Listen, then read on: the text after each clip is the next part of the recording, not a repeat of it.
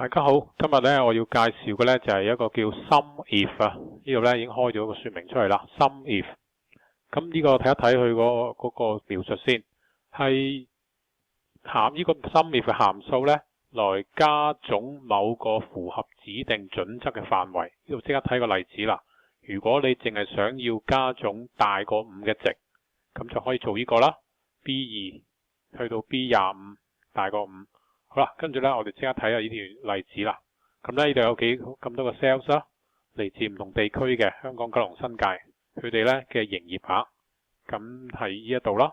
好啦，我哋用呢個 SUMIF啦，我哋想計下咧大過500嘅人嘅營業額係幾多？咁跟住咧，我哋入咗條公式啦。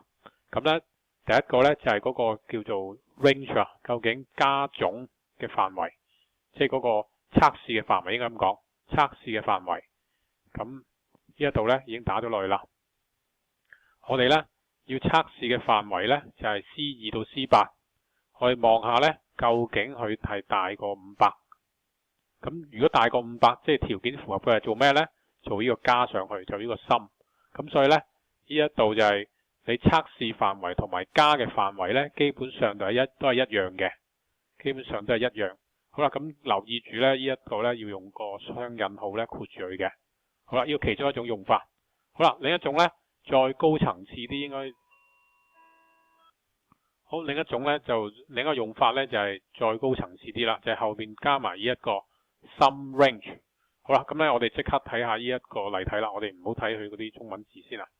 咁好啦，呢一度咧有3個選項嘅。咁咧第一個選項咧都係 range。就係都係測試嘅 range。頭先咧，因為咧我哋要加埋呢個，我哋想 check 咧大過500。咁但係依家咧，我哋想 check 第二個項目啦。我哋想 check 下咧 B2 到 B8 邊個係屬於香港嘅。咁咧，如果佢係屬於香港嘅話咧，就請你加埋佢啦。加埋個 range 咧就係綠色嘅部分啦，寫住 sum range 加嘅部分。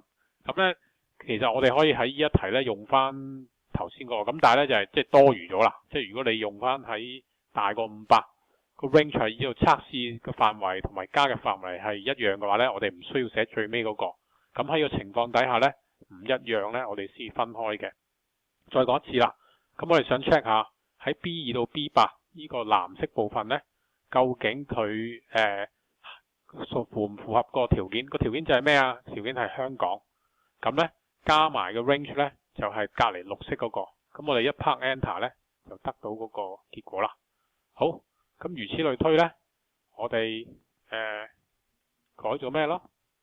我哋 check 下 B 到 B8，咁咧邊個係屬於九龍嘅 ？C2 到 C8，好，咁一拍 enter 咧，就改咗啦。好啦，下邊嗰個都係 B2 到 B8。咁聰明嘅你應該知道啦，已經你見到向下拉嘅時候咧，嗰啲公式會自己轉嘅。咁其實你喺嘅時候咧，可以將呢度咧 B2 到 B8 同 C 到 C8咧加個多拿俾佢。